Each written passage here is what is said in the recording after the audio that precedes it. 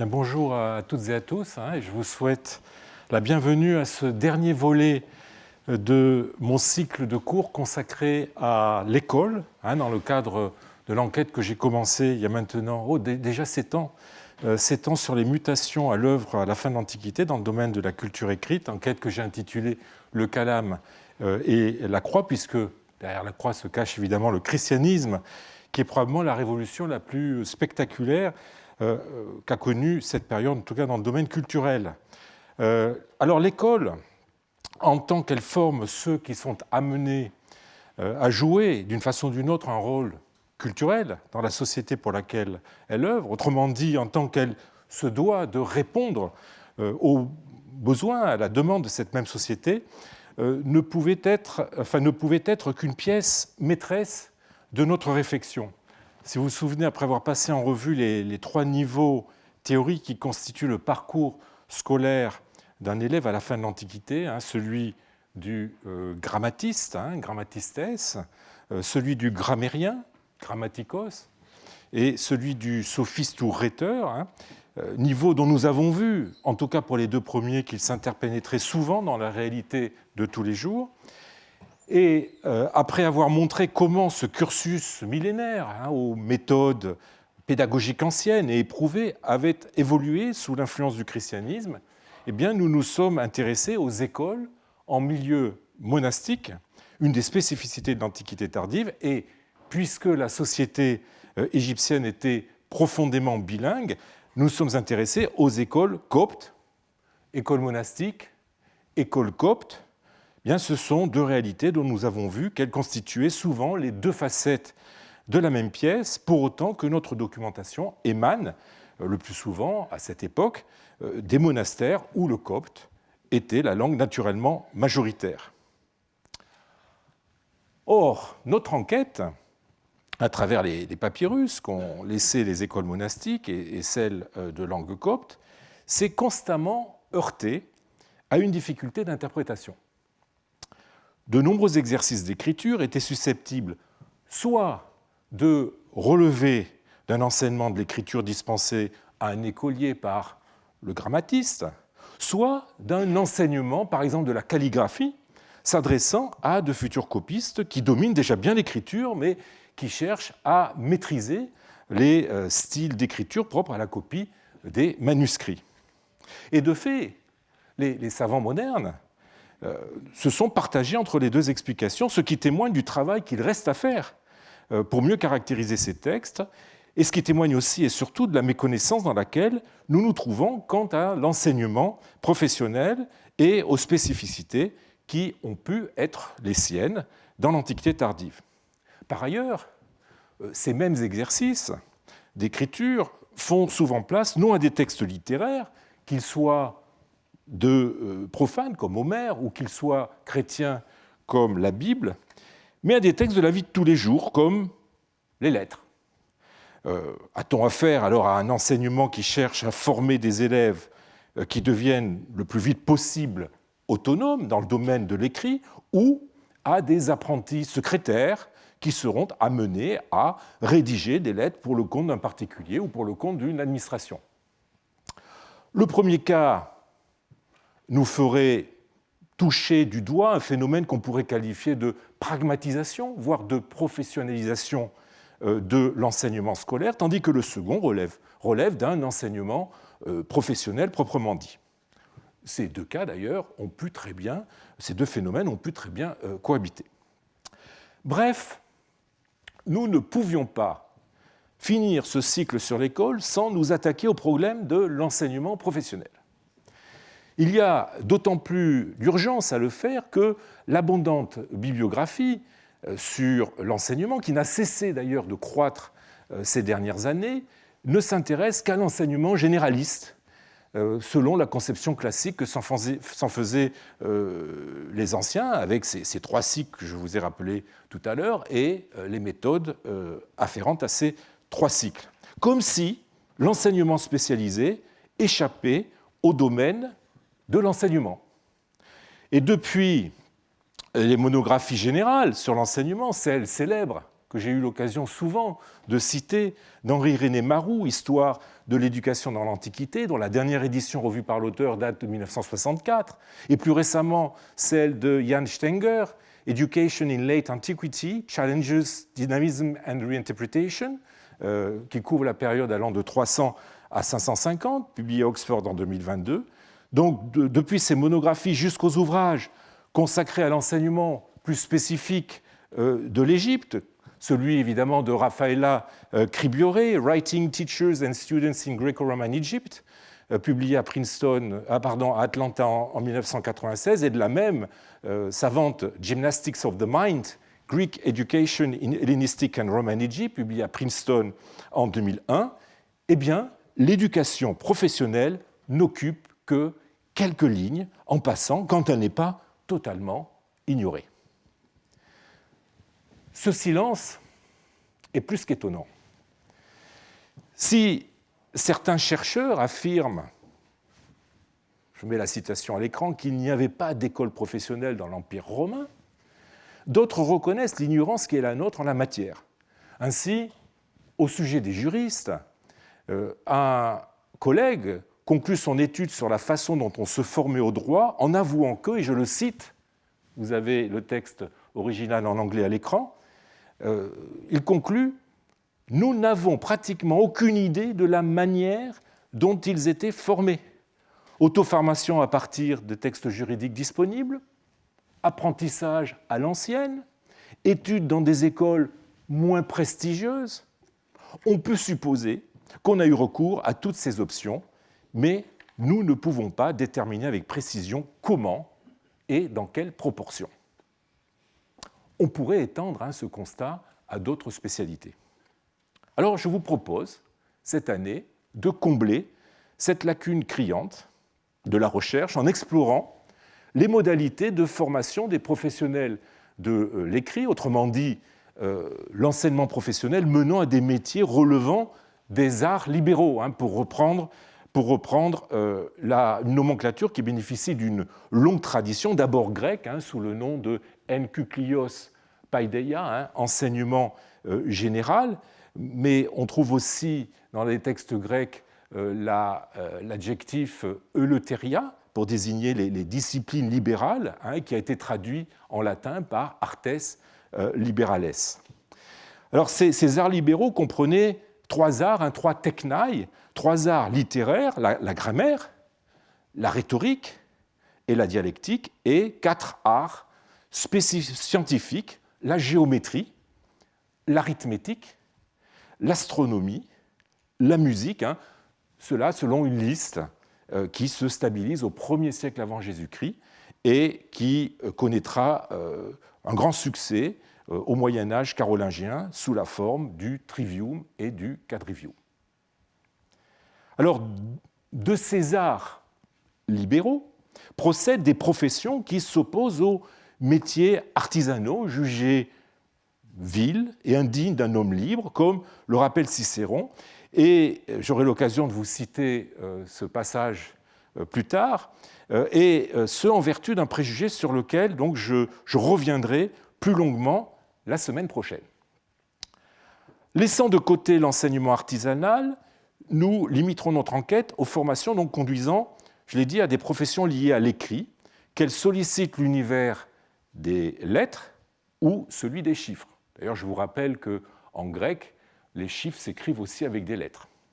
Alpha égale 1, bêta égale 2, etc. Les différents types de scribes ou secrétaires donc feront partie des personnages sur lesquels nous enquêterons tout au long de cette année, les différents types de scribes ou de secrétaires, les copistes de livres, les rédacteurs de documents juridiques, les contrats, que sont les notaires, les intendants qui gèrent les activités économiques et contrôlent les comptes d'exploitation privée, collective ou publique. Bref, tous les cadres des administrations, des établissements religieux, qu'il s'agisse d'églises ou de monastères, ou de grands domaines. Alors, cette exploration sera l'occasion de creuser le concept d'enseignement professionnel et les implications qu'il entraîne. Alors, je préfère éprouver cette notion d'après la documentation même et la clarifier au fur et à mesure qu'elle se dévoilera, plutôt que de vous asséner dès maintenant à un examen théorique de la question déconnectée des réalités que nous allons petit à petit découvrir ensemble. Et vous verrez que cet enseignement professionnel est souvent bien éloigné de ce que nos conceptions modernes nous incitent à imaginer. Mais avant de combler cette lacune de la recherche, il nous faut nous interroger sur la raison pour laquelle ce sujet est encore en friche. Je parlais à l'instant d'un étonnant silence. Un étonnant silence de la recherche moderne.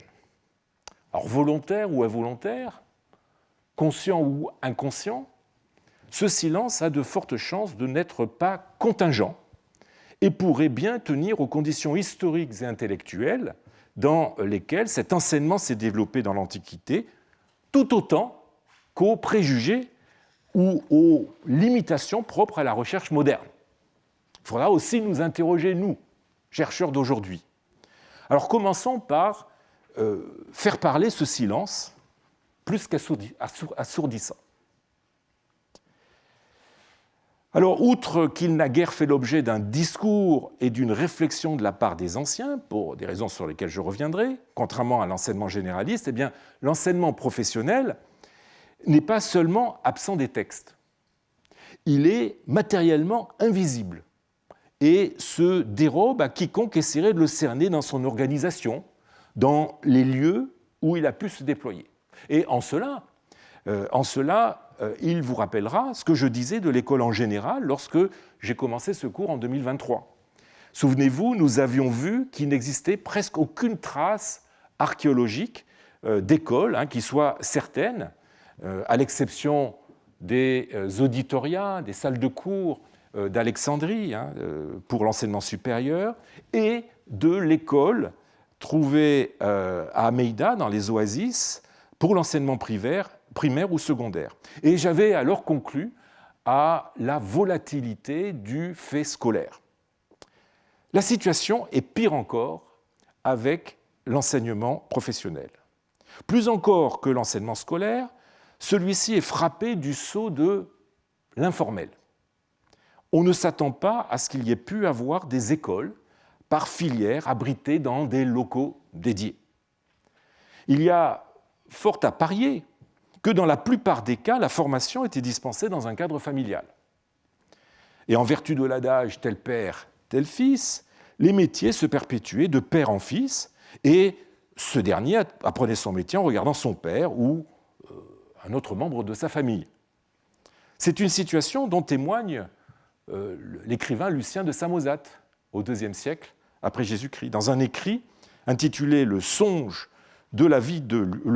ou la vie de Lucien », écrit qui, tout autobiographique qu'il est, n'en est pas pour autant dénué de l'humour et de l'originalité qui caractérise l'art de cet écrivain. Alors, je ne résiste pas au plaisir de vous lire le début de ce récit qui témoigne de la façon dont on entrait dans la vie professionnelle et qui, par sa dimension, vous allez voir, psychologique et la vivacité de ses notations, nous donne à saisir l'état d'esprit de celui qui vivait ce moment qui, évidemment, dans sa vie était décisif. Alors, je vous lis la traduction qui a été donnée par la vieille traduction de Chambry, qui a été révisée et annotée par Alain Billot et Evelyne Marquis. Comme je venais de quitter l'école, donc on est au tout début du récit, Lucien parle, comme je venais de quitter l'école, ayant atteint l'âge de l'adolescence, mon père tint conseil avec ses amis sur le métier qu'il devait me faire apprendre. La plupart furent d'avis que celui des lettres, et alors le texte grec utilise le terme de paideia, que j'ai souvent cité, que j'aurai l'occasion souvent d'utiliser tout au long de cette année, la plupart donc furent d'avis que celui des lettres demandait beaucoup de peine et beaucoup de temps, des dépenses considérables et une fortune brillante. Or, la nôtre était médiocre et réclamait un prompt secours.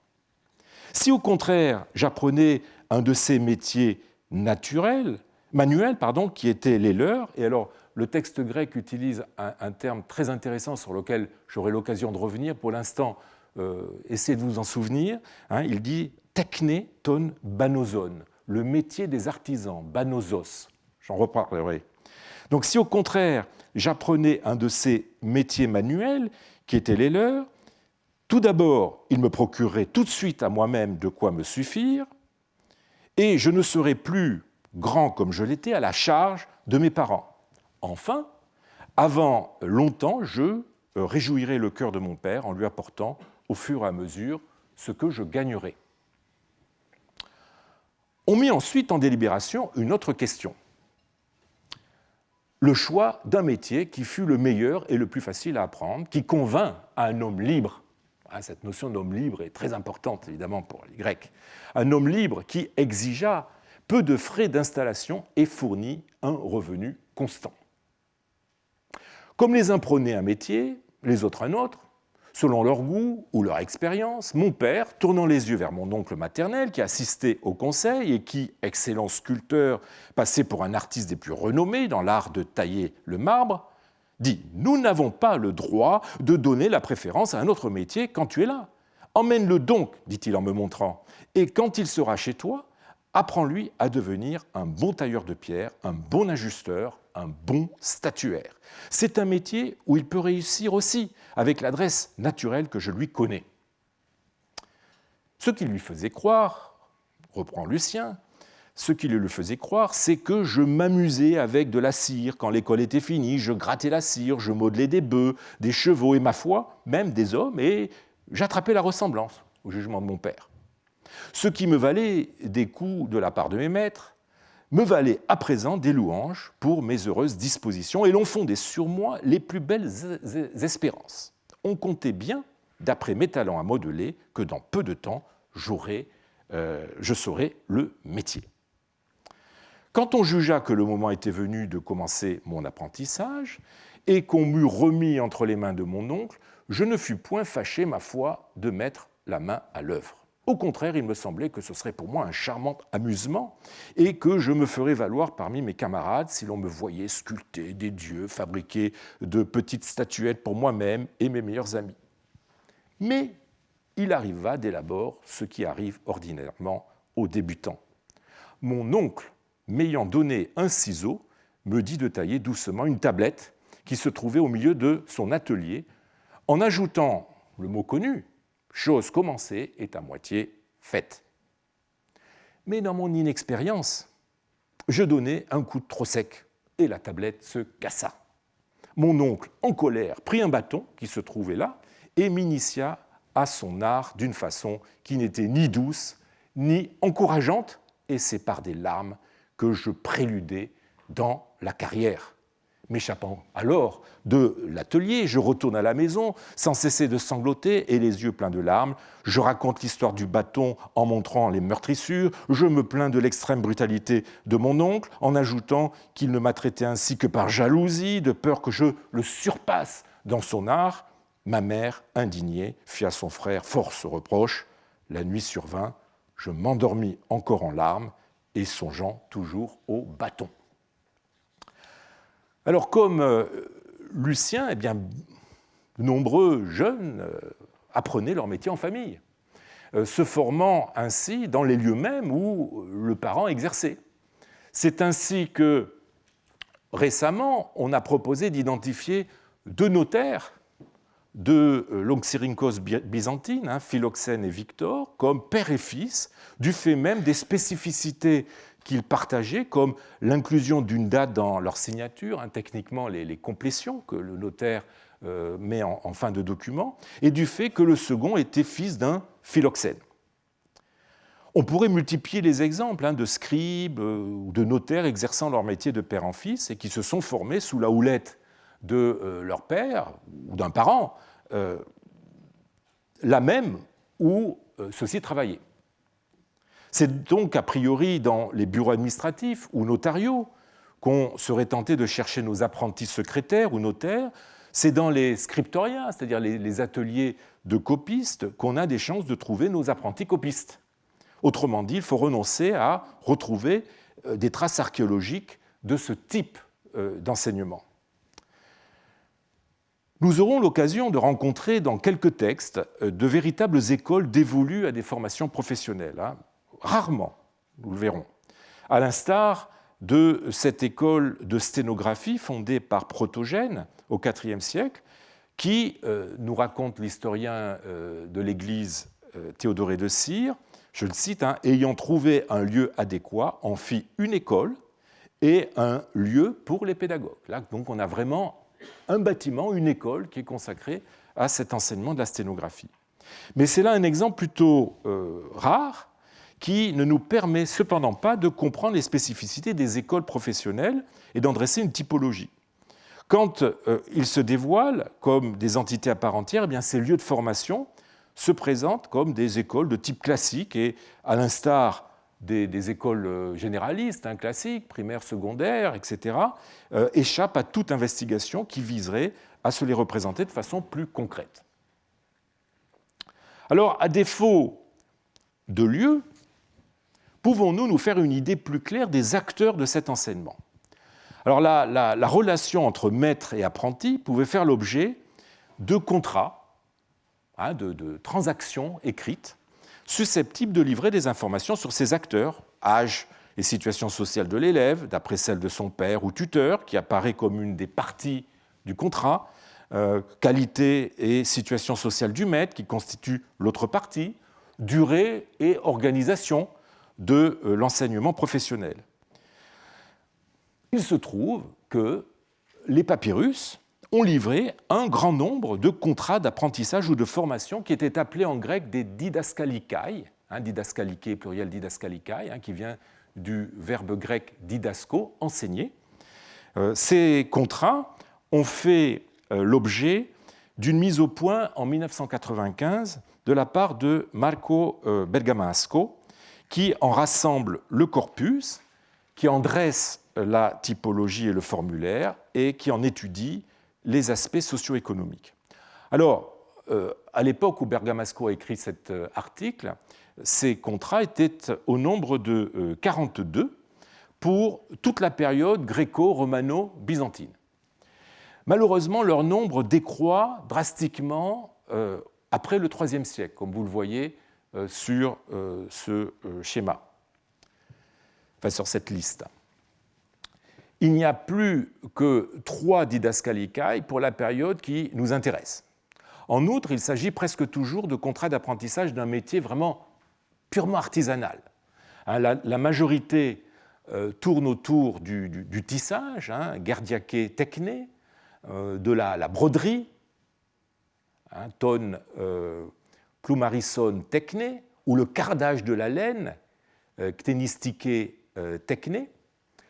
Les autres métiers qu'on rencontre dans ces didascalikai sont la maçonnerie, évidemment, oikodomike tekné, hein, l'art de construire, mot à mot, la vannerie, psatoplokike tekné, la dinanderie, calcotupike tekné, la fabrication des clous. Et oui, il y avait des spécialistes de clous et des apprentissages à la fabrication des clous, elokopike tekné. Seuls 3 de nos didascalikai concernent des professions qui n'appartiennent pas à l'artisanat proprement dit ou aux travaux manuels. Alors, j'aurai l'occasion de revenir sur cette notion d'artisanat et de travail manuel. Ces 3, ce sont la médecine, iatrike tekné, hein, c'est d'ailleurs la plus ancienne didascaliké que nous ayons, la pratique d'instruments de musique, en l'occurrence de la flûte, hein, le contrat parle de olein, hein, de jouer de la flûte, et la sténographie, justement, c'est-à-dire, dans le contrat, il est question de former un séméiographos, un sténographe. Le contrat d'enseignement de la sténographie, alors je devrais plutôt utiliser le terme technique qu'on trouve dans les papyrus grecs qui est tachygraphos, la tachygraphie. Hein. J'aurai l'occasion de revenir sur cet art de la tachygraphie. Le contrat d'enseignement de la tachygraphie est le seul qui relèvent des métiers de l'écrit et entrent dans le cadre de mon investigation, mais ils datent du Haut-Empire. Alors, il mérite cependant d'être lu car il vous donnera une idée de la façon dont s'organisait contractuellement une formation professionnelle. Il s'agit d'un papyrus qui a été trouvé à Oxyrhynchos, cette cité du nord de la Moyenne-Égypte. C'est le numéro 724 de la série des papyrus d'Oxyrhynchos. Alors, vous avez le texte grec à l'écran, je vous en donne aussi une traduction. Panékotès, appelé aussi Panarès, ex-Cosmète. Alors, le Cosmète, c'est celui qui est en charge de l'accession des jeunes éphèbes à la jouissance de leurs droits civiques. Donc, ex-Cosmète de la cité des Oxyrhynchites, représenté par son collègue Gémélos, et donc il s'adresse au tachygraphe Apollonios. Salut. Donc là, vous avez un début de contrat typique, Kairein. Bon. Je t'ai remis mon esclave, Kairamon, pour qu'il apprenne les signes. Alors évidemment, il s'agit des signes tachygraphiques, sténographiques, que connaît ton fils Dionysios, pour une période de 2 ans à partir du présent mois de Phaménote. Alors Phaménote, c'est un mois égyptien qui correspond grosso modo au mois de mars. Il commence fin février et se développe sur le mois de mars. Donc, à partir du présent mois de Phaménote, de la 18e année de notre maître Antonin César. Les honoraires fixés entre nous s'élèvent à 120 drachmes d'argent, sans les gratifications pour les jours fériés. Alors, le texte grec emploie le terme de éortika. Éortika, ce sont des sortes d'étrennes qui étaient données pour les jours fériés. Tu en as reçu le premier versement de 40 drachmes, tu recevras le second de 40 drachmes lorsque l'esclave aura assimilé le commentaire en entier. Alors, le commentaire, c'est une des parties de cet enseignement. Je reviendrai dans un prochain cours sur la tachygraphie et on rentrera dans le détail de cette formation. Tu recevras le troisième à la fin de la période, évidemment il faut comprendre la période d'apprentissage, lorsque l'esclave pourra écrire et lire sans faute n'importe quel texte de prose, à savoir les 40 drachmes restantes. Si tu achèves sa formation pendant la période impartie, je n'attendrai pas l'expiration du délai, étant entendu qu'il ne me sera pas permis de retirer l'esclave pendant la période, toujours d'apprentissage, et il restera auprès de toi, après cette période, autant de jours ou de mois qu'il aura été absent de son travail. Donc vous voyez des clauses contractuelles, et on termine sur la datation, la 18e année de l'empereur César, Titus, Aelius, Adrien, Antonin, Auguste le Pieux, le 5 Phaménote, et donc nous sommes sous Antonin le Pieux, le 1er mars 155. Alors, ici, l'apprenti n'est pas un enfant, mais un esclave que son propriétaire souhaite former à la tachygraphie afin qu'il puisse plus tard l'aider à mettre par écrit des textes qu'il lui dictera. C'est d'ailleurs une des tâches que les esclaves lettrés se voyaient usuellement confier par leurs propriétaires. On a de très nombreuses allusions aux esclaves qui copient sous la dictée des grands écrivains, notamment latins. On a énormément de textes à ce sujet. L'apprentissage durera, d'après ce texte, 2 ans, pendant lesquels l'apprenti restera auprès du maître, à moins que sa formation soit achevée plus vite que prévu. Le maître recevra des émoluments. Et alors retenez dès maintenant le mot qui est utilisé, qui est mistos, le salaire. Contrairement au contrat d'apprentissage de métiers artisanaux, où c'est l'apprenti qui touche un salaire de la part du maître, car l'apprenti, justement, l'aide à son activité.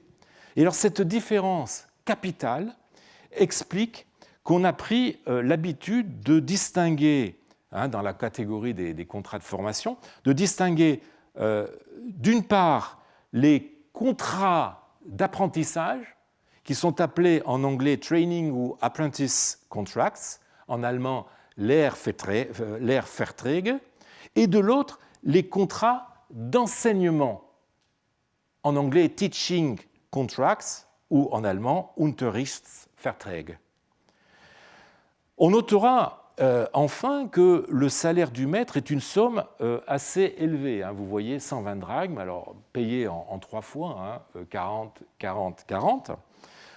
120 drachmes, c'est une somme importante. Alors vous allez me dire, mais ça correspond à quoi? Eh bien, ça correspond à ce que coûte une petite maison ou à ce qu'il faut pour entretenir une famille de 4 personnes pendant 6 mois. L'enseignement de la tachygraphie constituait donc, pour celui qui le dispensait, une bonne source de revenus. Alors, on ne peut que regretter de n'avoir que ce texte pour documenter les contrats d'enseignement dans le domaine de l'écrit. Et plus encore, de n'avoir aucun contrat de ce genre pour la période qui nous intéresse, c'est-à-dire l'Antiquité tardive, puisque depuis la rédaction de l'article de Bergamasco en 1995, il n'y a eu aucun autre contrat de ce genre retrouvé et publié. Oui, on peut le regretter, mais c'est sans compter sur la bonne fortune papyrologique, la tuquée papyrologique. Eh bien, je suis en mesure de combler cette carence documentaire grâce à un papyrus inédit d'époque byzantine que j'ai repéré dans la collection de papyrus de Berlin et qui va nous permettre, par ricochet, d'identifier un second texte sur le même sujet qui était connu, lui, mais qui avait été mal interprété. Donc, on va faire un petit travail papyrologique. Ce texte, c'est un papyrus qui se trouve à Berlin et qui provient des archives de Dioscore d'Aphroditée. Vous voyez où se trouve Aphroditée, le village d'Aphroditée, donc on est en Moyenne-Égypte. Les archives de Dioscore d'Aphroditée, bon, j'ai déjà eu l'occasion à plusieurs reprises de vous en parler, puisque Dioscore est une grande figure de la papyrologie qui a laissé on a retrouvé dans la jarre de dans le cellier de sa maison une jarre contenant plus de 700 papyrus qui constitue le plus important ensemble papyrologique de l'Égypte byzantine. Et c'est en regardant le contenu de boîtes remplies de petits fragments de papyrus qui avaient été achetés à l'époque de la découverte de ces archives, dans le musée, j'étais à l'époque dans le musée de Berlin, que je suis tombé sur des petits fragments que j'ai pu raccorder et qui formaient un document assez court. Alors vous voyez que malheureusement, le document est il est très bruni, parce qu'il a subi l'humidité et donc il a eu tendance à se noircir. Et l'écriture est quasiment illisible. Mais heureusement, j'ai pu utiliser la photographie infrarouge et voilà ce que ça donne avec la photographie infrarouge. Donc vous voyez que ça ressuscite le texte de ce papyrus. Alors, je vous en donne l'édition. Alors, ce texte est écrit de la main même de Dioscore. Je vous en donne l'édition à gauche et la traduction. Donc, c'est toujours inédit.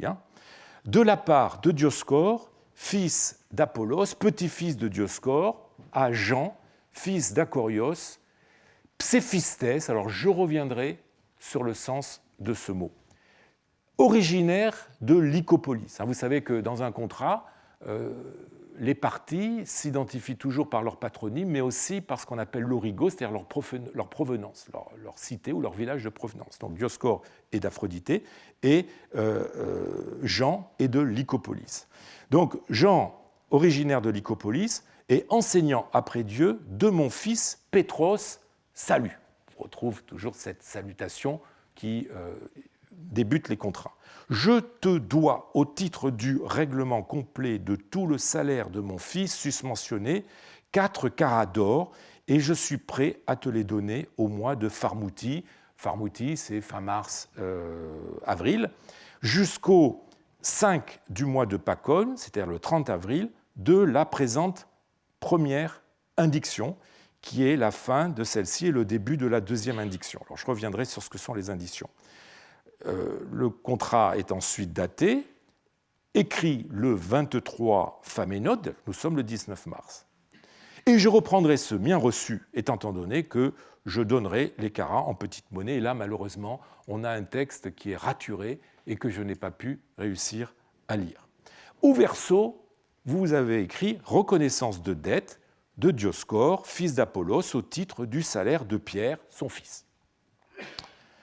Alors, vous voyez, par cette reconnaissance, qui est appelée techniquement en grec un pitakion, par cette reconnaissance de dette, eh bien, Dioscore, fils d'Apollos, le protagoniste des archives dont je viens de vous parler, certifie devoir à un certain Jean de Lycopolis le complément du salaire mistos, et on retrouve ce terme de mistos, dû à son fils Pierre, élève de Jean, et s'engage à s'en acquitter le mois suivant ou au début de celui d'après.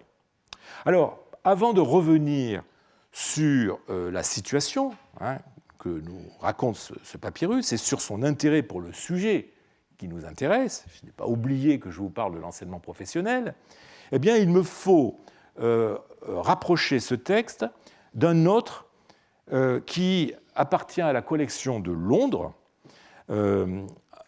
C'est aussi un document des archives de Dioscore que son éditeur jugeait obscur. Alors, il est vrai que là, vous voyez, l'encre, c'est aussi un problème de lecture, l'encre est devenue tellement pâle qu'il est quasiment impossible d'arriver à lire le texte. Alors, le premier éditeur, Bell, a proposé une édition.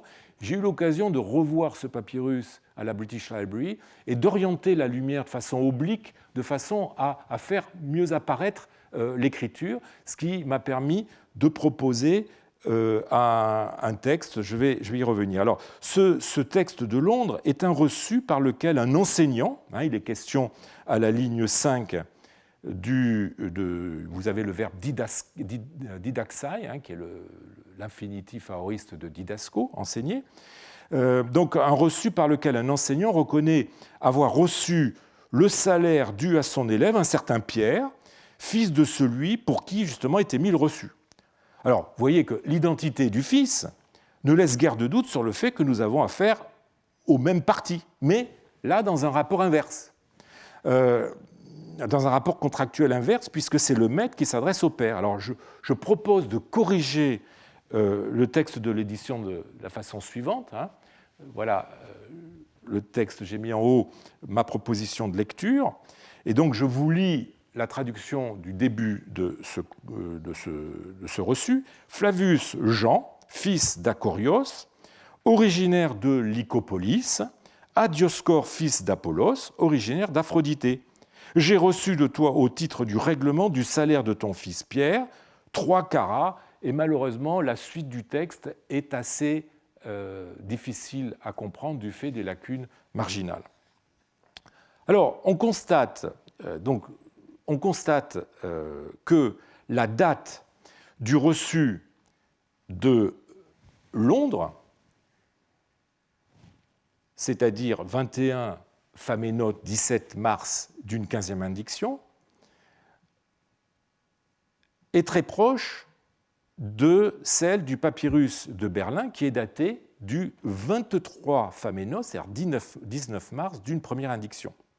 Alors, comme dans le système de datation indictionnelle, les cycles sont de 15 ans. Alors, donc, une fois atteint, donc vous avez indiction 1, indiction 2, indiction 3, et une fois atteint l'indiction 15, on repart à 1, indiction 1, indiction 2, etc. Donc le papyrus de Londres est très vraisemblablement antérieur d'1 an au document de Berlin, presque au jour près. Ce qui veut dire que Dioscore a eu recours au moins 2 ans de suite au service de ce Jean, et dans ce cadre versé à son fils, et je reviendrai plus tard sur ce point, une somme appelée mistos, salaire, qui devait être complètement réglée en Faménote.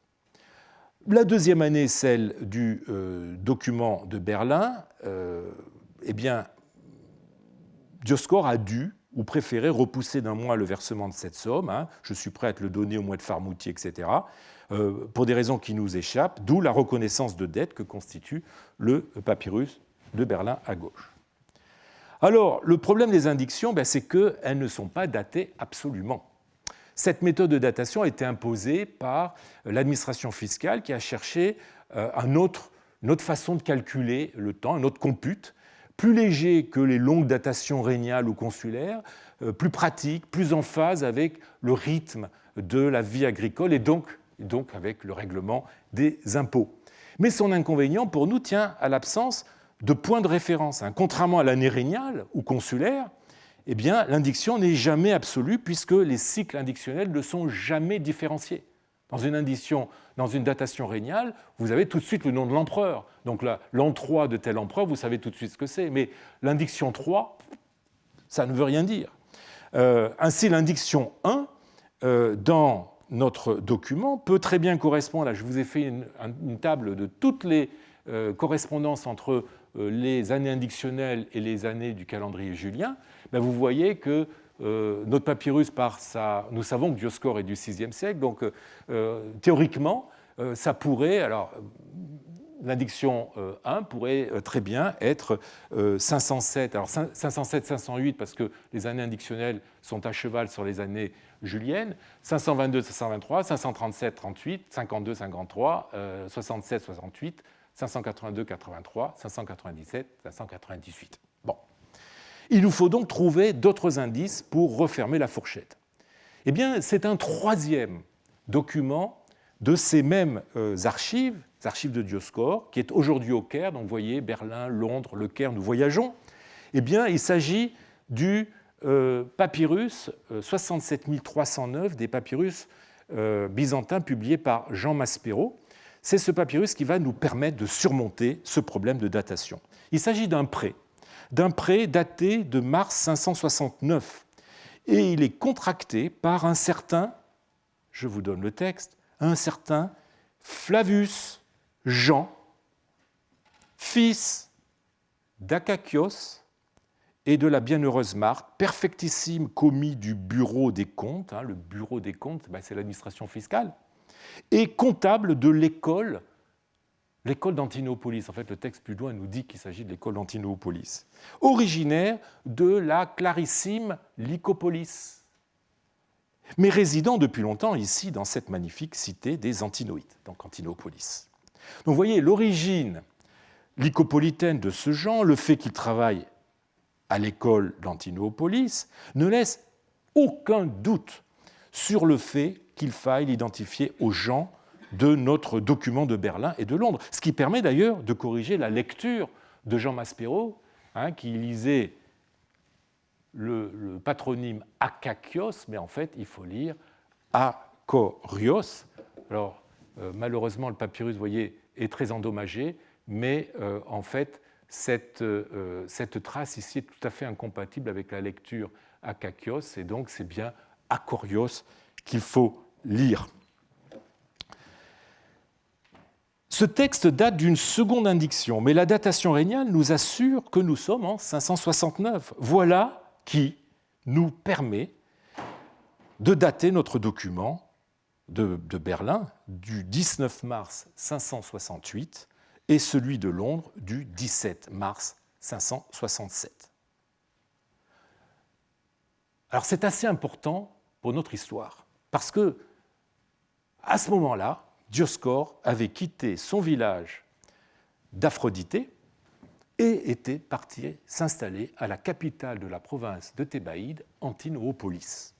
Et pendant son séjour prolongé dans la capitale du duché, eh bien, il a dû faire face au problème de l'éducation de ses enfants. S'il est probable qu'il a pu assumer lui-même leur instruction élémentaire, comme j'ai essayé de le montrer dans mon cours il y a 3 ans, il a pu s'en remettre à des maîtres professionnels pour les niveaux supérieurs ou, disons, pour des formations spécialisées. Son fils Pierre devait être encore mineur, autrement dit, il devait avoir moins de 25 ans, et était donc placé sous la responsabilité de son père. Le texte de Berlin, pas plus que celui de Londres, ne spécifie la nature de l'enseignement reçu par Pierre, Pétros en grec. Le terme de paille de Thèse, qui est utilisé dans le papyrus de Berlin, le terme de paille de Thèse, qui désigne Jean à la ligne 4, est vague, à ceci près qu'il appartient, un paille de Thèse, c'est celui qui forme un enfant, pais. C'est un terme vague à ceci près qu'il appartient au lexique de l'enseignement scolaire et non à celui de l'apprentissage. Dans les contrats d'apprentissage, c'est toujours didaskalos qui est utilisé pour le maître. Dans la seule occurrence papyrologique que nous avons autre occurrence papyrologique que nous avons du mot paille de thèse, il désigne un professeur de grammaire et de littérature grecque, mais ce sens précis tient aux déterminations du mot. Il est question de hellénikon logon, il est question d'un grammairien, d'un professeur de lettres grecques.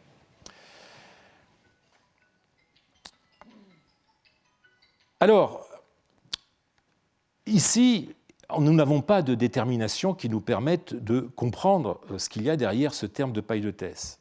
Il est possible, sur la base du papyrus, le troisième papyrus que je vous ai montré, publié par Jean Maspero, que cet enseignement ait eu comme cadre l'école publique d'Antinopolis, puisque Jean y est dit pséphistes païdeuteriou tes Antinou, c'est-à-dire comptable de l'école d'Antinopolis. Alors, cette dernière expression donne en fait la clé du contenu de la formation dispensée par Jean.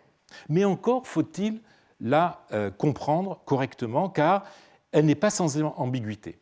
Puisque pséphistes signifie comptable, eh bien Jean devait être le comptable de l'école, profitant de sa profession en tant que commis du bureau des comptes, donc de l'administration fiscale, il faut bien connaître la comptabilité quand on travaille dans le fisc, comme à l'école publique, pour donner des cours de comptabilité. Mais dans la mesure où pséphistes est le synonyme du mot latin calculator, qui peut signifier maître de calcul, eh bien, notre Jean pourrait être tout simplement un professeur de calcul, professeur d'arithmétique et donc de comptabilité à l'école publique d'Antinopolis. Alors, quelle que soit la solution que l'on choisit, il ne fait pas de doute que Jean a donné des cours de calcul ou de comptabilité au fils de Dioscore et que c'est à ce titre qu'il apparaît dans les documents qui le mentionnent. Alors, peut-on comprendre plus précisément, d'après cette reconnaissance de dette de Berlin et d'après le reçu de Londres, le type de rapport contractuel qui liait Dioscore à Jean? Alors, avant de répondre, constatons que le premier intérêt de ce petit dossier que je viens de vous présenter est de venir grossir le nombre de documents contractuels relatifs à la formation datant de l'époque byzantine, très réduit, comme je vous l'ai dit, en comparaison des autres périodes. C'est même le seul, pour cette époque, qui documente une formation dans le domaine des arts libéraux. C'est en outre la première fois que la comptabilité est concernée, alors qu'elle était pourtant indispensable dans beaucoup de professions, notamment dans les professions d'intendant, de gérant de domaine, comme j'aurai l'occasion d'y revenir dans un prochain cours. Alors, justement, je vous ai parlé du problème de la nature de la relation contractuelle qui lie Dioscore à Jean au sujet de la formation de son fils. Quelle est-elle ? Comme je l'ai rapidement signalé tout à l'heure, il est d'usage de distinguer les contrats d'apprentissage et les contrats d'enseignement, dont la pierre de touche est justement le bénéficiaire de la rémunération. Souvenez-vous, dans le premier cas, c'est l'apprenti qui touche un salaire versé par le maître. Dans le second, c'est le maître à qui le parent, le tuteur ou le curateur de l'élève verse le salaire. Alors qu'en est-il justement dans le cas présent avec avec Jean et Pierre? Tout dépend de l'interprétation que l'on donne à une expression que l'on retrouve dans le papyrus de Berlin et dans le papyrus de Londres. Il y est question du mistos tu autu emu uyu, le salaire de mon fils. Ça, c'est dans le papyrus de Berlin, que l'on retrouve dans le papyrus de Londres sous la forme de mistu petru tu uyu su, le salaire de Pierre, ton fils. Alors, l'éditeur du papyrus de Londres, Harold Bell, se fondant sur le schéma que je viens de rappeler, la différence entre les contrats d'apprentissage et les contrats d'enseignement, en arrive à la conclusion qu'il est probable, je le cite, vous avez le texte anglais à l'écran, il est probable que le mistos était en réalité une prime versée par le père de l'apprenti pour la formation et que l'expression mentionnée ci-dessus signifie en réalité « mon salaire pour enseigner à votre fils ». Il en conclut donc qu'il s'agit d'un contrat d'enseignement, un teaching contract. C'est la solution qu'adapte en dernier lieu Bergamasco. Cette interprétation, nous écrit-il en italien, semble la plus probable. Il est vrai, comme cela a été observé, que mistos signifie en soi la rémunération d'une personne. Néanmoins, nous ne pouvons pas comprendre la rémunération de votre fils que le maître verserait au père, car la lecture globale du fragment rend plutôt plausible son classement parmi les didascalicae qui prévoient une rémunération pour le maître. Dioscore, qui écrit ce document, aurait-il commis une erreur en écrivant salaire de Pierre pour le salaire du maître pour les cours qu'il donne à Pierre? Ça ferait beaucoup d'élisions, beaucoup d'ellipses. Outre qu'une telle erreur serait étonnante dans un document contractuel qui se doit d'être précis et clair, le papyrus berlinois confirme que l'expression du reçu de Londres n'est pas une faute. On retrouve exactement la même expression dans ces deux papyrus.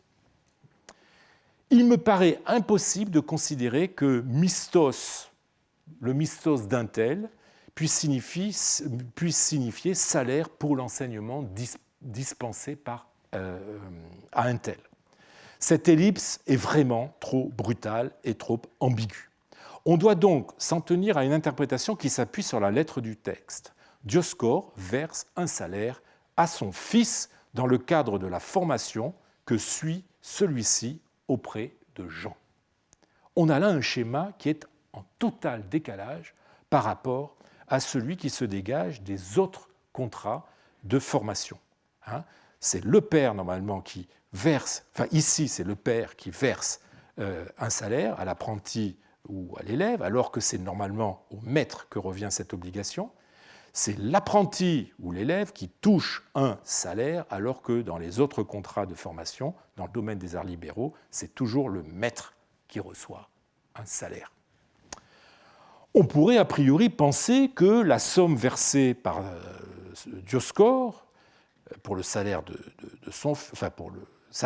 de son fils était en fait destinée à couvrir les frais de bouche, ce qu'on appelle trophée en grec, ou les frais d'entretien, imatismos, les vêtements qu'on doit acheter, que le tuteur de l'apprenti prenait normalement à sa charge et que le maître aurait avancé. Mais ces frais ne sont jamais qualifiés de mistos, salaire, terme qui désigne la rémunération d'un travail. Serait-ce alors dans le cadre d'un contrat d'apprentissage où le salaire que devait verser le maître à l'apprenti est pris en charge par le père en vertu d'une obligation qu'il aurait contractée envers le maître? Les rapports personnels entre Dioscore et Jean, dont témoignent d'autres documents coptes de mêmes archives, pourraient expliquer cette situation. On sait effectivement, au moins par une lettre, que Jean, une lettre que vous avez à l'écran, une lettre en copte, où il est question d'un Jean qui a de fortes chances d'être identique avec le Jean commis du Logestérion, du bureau des comptes. Vous voyez qu'il apparaît exactement avec la même détermination. Et il signe donc cette lettre en grec, il cite cette lettre copte en grec, lettre qui est adressée au berger d'un village qui n'est pas très loin d'Aphroditée, qui s'appelait Phthla. Lettre qui, malgré ses lacunes, semble montrer que Jean intervient dans une affaire qui oppose Dioscore au berger de ce village et dans laquelle il prend parti pour Dioscore contre les bergers. Donc Dioscore aurait-il profité de ses liens avec l'enseignant de son fils pour le gagner à sa cause et lui demander d'intervenir dans l'affaire qui l'opposait à ses bergers? Ou inversement, a-t-il choisi Jean pour former son fils parce qu'il le connaissait bien? Alors, la nature du mistos versé par Dioscore à son fils pourrait être aussi éclairée par des parallèles modernes. Je me suis laissé dire que dans l'Italie du Sud du milieu du XXe siècle, les parents pouvaient être amenés à payer un salaire à leur enfant mis en apprentissage, alors même que ce dernier pensait qu'il était versé par le maître de sa formation, ce qui est une façon finalement de responsabiliser l'apprenti et de lui donner l'impression qu'il entre dans la vie active et devient autonome vis-à-vis de ses parents. Alors, est-ce le cas ici? il est extrêmement difficile de répondre. En tout cas, le fait que Dioscore doit payer un salaire à son fils n'exclut pas qu'il ait dû aussi verser une rémunération au maître Jean. Nos deux papyrus ne sont pas des contrats réglementant l'apprentissage ou la formation de Pierre, mais des documents concernant seulement un aspect de la transaction, le versement du contrat, du salaire de Pierre. Nous ne sommes donc pas renseignés sur les modalités exactes de la transaction les liant tous les deux au sujet de Pierre. Il semble d'ailleurs, en fait, si on regarde de près le document de Londres, qu'il y ait une allusion à la rémunération que Dioscore verse à Jean à la ligne 6. Vous voyez, j'ai reçu les autres. Il est probable, c'est Jean qui parle, il est probable donc qu'il reçoit, parallèlement au salaire que Dioscore verse à son fils Pierre, le maître reçoit lui aussi un salaire de la part de Dioscore. Alors, étant donné le caractère exceptionnel de ce petit dossier dans le panorama des contrats de formation à des arts libéraux durant l'époque byzantine, on ne peut que regretter la brièveté de l'un, les traits fragmentaires de l'autre, les informations sélectives que les deux nous fournissent sur les rapports contractuels entre le père d'un apprenti et le maître de cet apprenti. En tout cas, il est un cas rare de contrat d'enseignement spécialisé ou de texte, disons, éclairant un enseignement spécialisé dans un domaine, la comptabilité, où nous n'avons pas d'autres sources d'information, si ce n'est à travers les exercices, comme nous le verrons plus tard. Alors, si le mot pséphistes est à prendre dans le sens de maître de comptabilité, cela signifie que cet enseignement avait lieu dans une école publique de type classique. Mais s'il signifie comptable, eh bien, il est aussi possible que ce soit par hasard que cet enseignement ait eu lieu dans une école, puisque c'est là que travaillait Jean, mais il aurait pu avoir lieu dans n'importe quel établissement où Jean aurait exercé son activité de comptable. J'aurais tendance à privilégier la première hypothèse. Nos textes montrent en outre que le choix d'un maître se faisait parmi les relations des parents, en l'occurrence du père, ce qui s'explique par l'absence de filière formalisée. Enfin, en plus de la rémunération versée au maître, eh bien, les parents versaient une somme à l'apprenti qui, du fait de son nom, mistos, était considéré comme un salaire, ce qui est une information tout à fait inédite et un des apports majeurs de ce dossier. Cependant, nous n'avons pas retrouvé dans les archives de Dioscore aucun contrat proprement dit qui aurait formalisé la relation du maître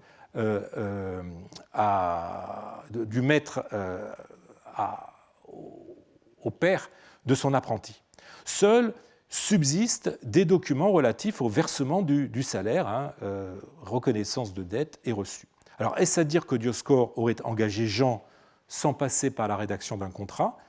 C'est bien possible, et cela expliquerait la quasi-absence de tels documents dans la documentation de notre époque.